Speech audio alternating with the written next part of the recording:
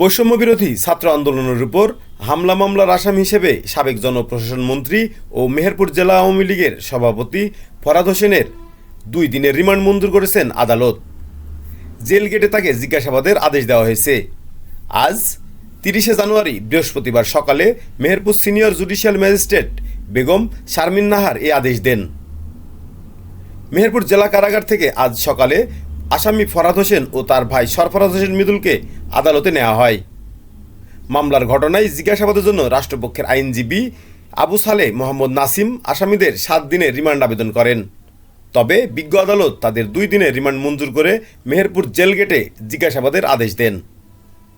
এর আগে ঢাকা কেন্দ্রীয় কারাগার থেকে গতকাল রাতে সড়ক পথে প্রিজন ভ্যানে সাবেক জনপ্রশাসন মন্ত্রী ফরহাদ হোসেনকে মেহেরপুর জেলা কারাগারে আনা হয়। কঠোর নিরাপত্তার মধ্য দিয়ে কোনো অপ্রীতিকর ঘটনা ছাড়াই তাকে কারাগারে নিয়ে যায় পুলিশ। গত বছর 5ই আগস্ট মেহেরপুরে বৈষম্যবিরোধী ছাত্র আন্দোলনের উপর হামলার ঘটনায় সদর উপজেলার দরবেশপুর গ্রামের রাশেদুল ইসলাম সন্ত্রাস বিরোধী আইনে একটি মামলা দায়ের করেছিলেন। ওই মামলার প্রধান আসামি হিসেবে শোন অ্যারেস্ট দেখিয়ে গতকাল ঢাকা কেন্দ্রীয় কারাগার থেকে মেহেরপুরে নিয়ে আসা হয় সাবেক জনপ্রশাসন মন্ত্রী ফরহাদ হোসেন দুদুলকে। প্রসঙ্গত, গত 5ই আগস্ট আওয়ামী লীগ সরকারের পতনের পর আত্মগোপন করেন ফরহাদ হোসেন দুদুল। গত 14 সেপ্টেম্বর রাতে রাজধানীর ইস্কাটন এলাকা থেকে হত্যা মামলায় তাকে আটক করেছিল র্যাব।